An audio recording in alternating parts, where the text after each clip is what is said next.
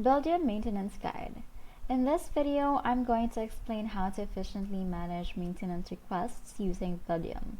First, log into your Buildium account. Once on the dashboard, locate the Maintenance tab. So from here, you can see the maintenance right here with this tool icon. This section allows you to track, assign, and update maintenance tasks across all your managed properties. To create a new request, click Add Request, enter the property address, provide a detailed description of the maintenance issue, and set the priority level.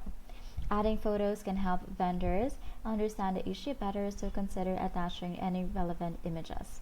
Next, assign the request to a specific member. You can choose from your contact list or add a vendor if needed. Assigning tasks ensure accountability and helps keep track of who is handling what. Once a task is completed, update the status in Buildium. You can mark it as completed, in progress, or on hold depending on the situation.